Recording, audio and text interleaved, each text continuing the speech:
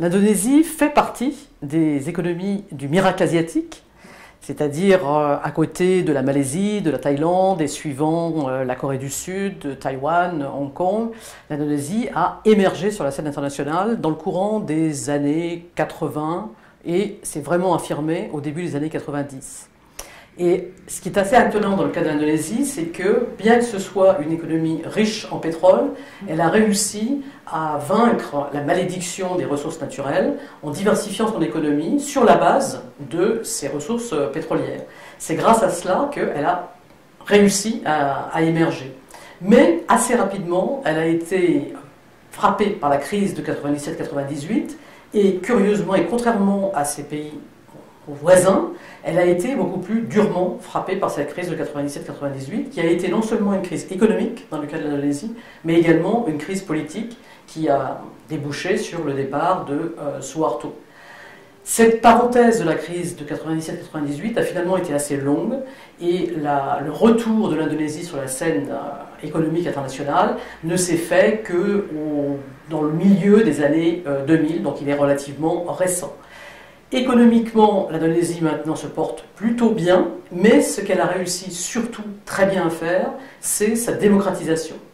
Suite à la crise, elle a mis en route un processus de démocratisation et elle est aujourd'hui une vraie puissance démocratique. À côté de cela, elle a retrouvé un taux de croissance tout à fait décent, assez élevé, et elle a retrouvé son statut de pays émergent.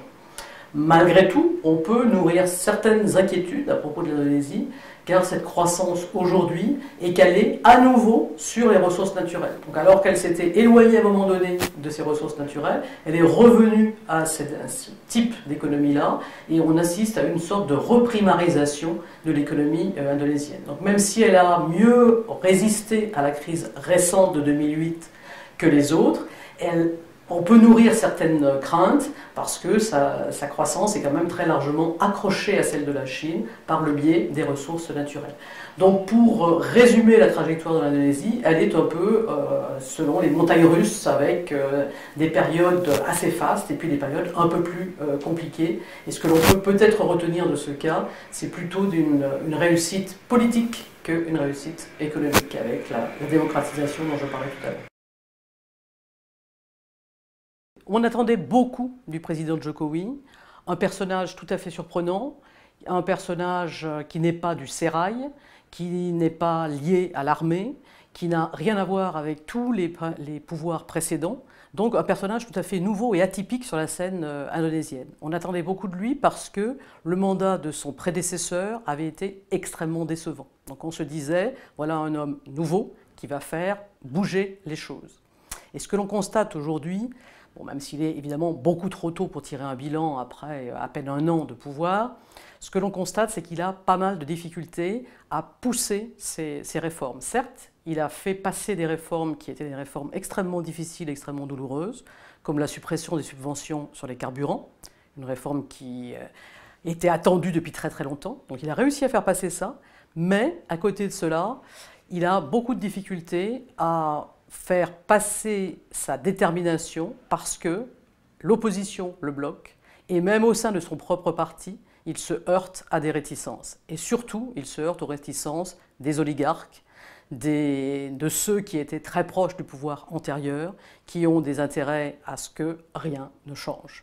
Et donc pour lui, il est très très difficile de s'affirmer, de s'imposer.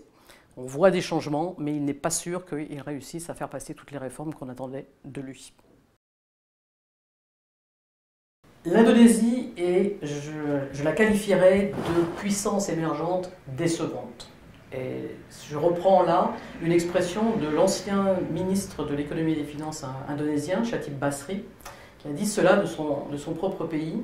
Mais ce qu'il entendait par là, c'était que d'une part, l'Indonésie déçoit ses partisans, ses supporters, parce qu'elle ne fait jamais aussi bien que ce que l'on espérerait d'elle, mais elle déçoit aussi ses détracteurs, dans la mesure où elle ne fait jamais aussi mal que ce que l'on craint. C'est une constante en Indonésie, on en attend beaucoup. il y a des petits changements qui ont lieu, mais il y a toujours des blocages. Et on retrouve cette constante à travers l'ensemble de l'histoire de l'Indonésie. Et aujourd'hui, on est, je crains encore, dans cette situation. Donc je ne pense pas que l'Indonésie, finalement, aille mal, mais elle restera certainement en deçà du potentiel que l'on attend d'elle. Et tout ça tient essentiellement à la présence de ces intérêts économiques, de ces oligarques qui bloquent le changement. Et actuellement, le président Jokowi est exactement dans cette situation où il essaie de faire des choses, il y a une vraie détermination, une vraie volonté politique, mais il est à craindre que cette volonté politique ne puisse pas complètement se concrétiser. Donc l'Indonésie restera, je le crains, quelque peu décevante, mais décevante en bien et décevante en mal.